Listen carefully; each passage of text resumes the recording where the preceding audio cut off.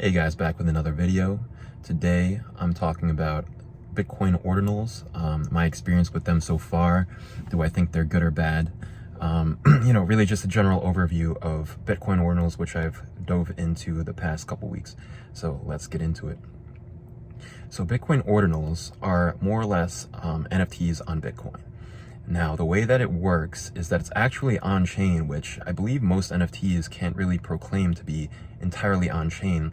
The data that exists in the NFT is not actually on-chain for most NFTs.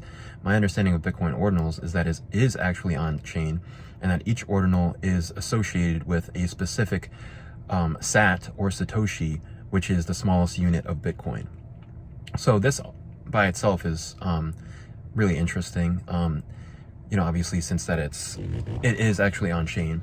However, it is also my understanding that it's somewhat arbitrary.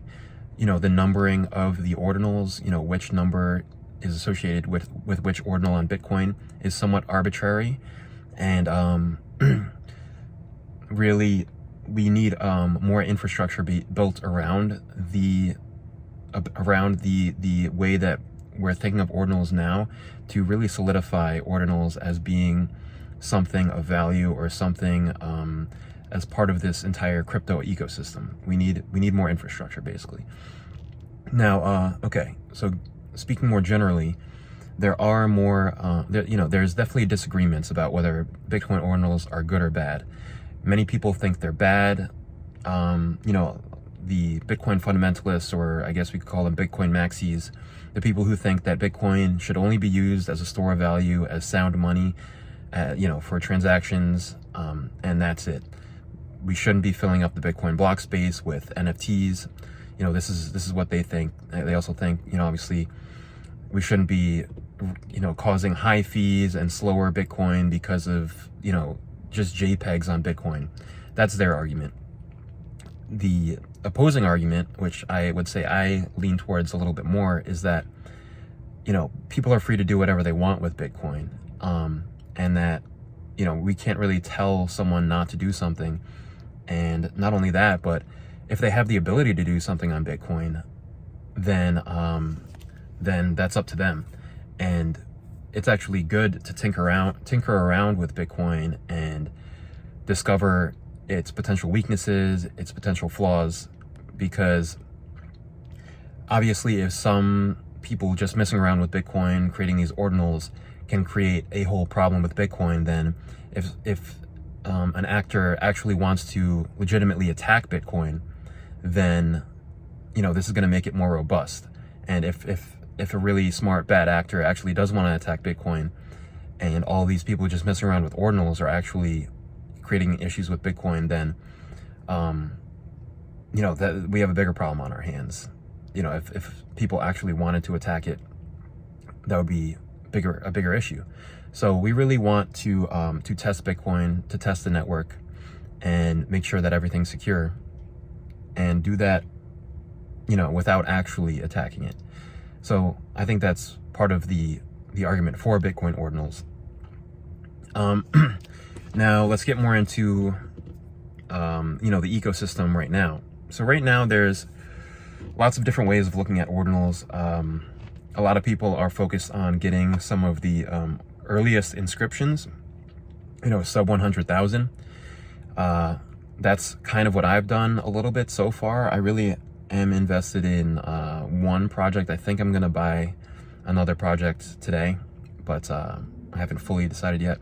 But I'm actually involved in Bitcoin machines. I have a Bitcoin machine, and I also have a Bitcoin operator, which is part of the same project. And they're just one of the first 100,000 inscriptions, and they have a really interesting team. If you guys want to look into that, just look into that yourselves. Video is not really about them. But so that's one thing, is early inscriptions, sub 100,000. Obviously a big community. That's the other one that I think I might buy today, which is Bitcoin Frogs. A lot of people think that they have the best community, and that they could be the CryptoPunks of Bitcoin ordinals, simply because they're very memeable. They have a very strong community. They were actually a free mint, and there was actually a lot of issues with that. I believe they were also possibly the first mint that was done through Lightning the Lightning Network. So yeah, those are really the two projects I'm most interested in, is Bitcoin Machines, which I already have some, and Bitcoin Frogs. But I am still looking into things. Everything is pretty expensive compared to other NFT ecosystems, but I think that is somewhat reasonable, because in order to inscribe a Bitcoin ordinal, it actually is pretty expensive because you're doing it on Bitcoin. So my understanding is that it's very expensive to do. I think there's new ways of doing it that are coming out, but that aren't all on chain like actual Bitcoin ordinals are. So, but since it's so expensive to create these ordinals, that makes me think that there won't be as much flooding of the market with new Bitcoin ordinals, every day, as there is on, especially Solana. There's just so many projects on Solana coming out all the time, even in the bear market. And I believe Ethereum and Polygon, of course, have that issue to an extent as well. But I think Bitcoin ordinals won't suffer from that problem as much, because it is expensive to inscribe on them, which makes them more, more scarce than those other chains.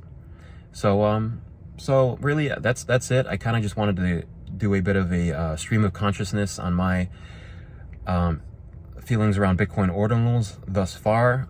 For the most part, I'm trying to just learn and not really buy much. But as I said, I'm involved with Bitcoin Machines and Bitcoin Frogs. Definitely not financial advice. Look into those projects yourselves if you think those are interesting. Oh yes, and also I wanted to add that obviously the infrastructure isn't fully built up yet, so that's another opportunity, I think, for early investors potentially, is because it's not really built up yet. People don't want to play around with Bitcoin ordinals yet. People are too risk averse for Bitcoin ordinals because they feel that it's too difficult or the infrastructure isn't there yet. But that actually creates an investing opportunity to get in earlier. So yeah, that's it. If you liked the video, leave a like, subscribe. See you guys next video.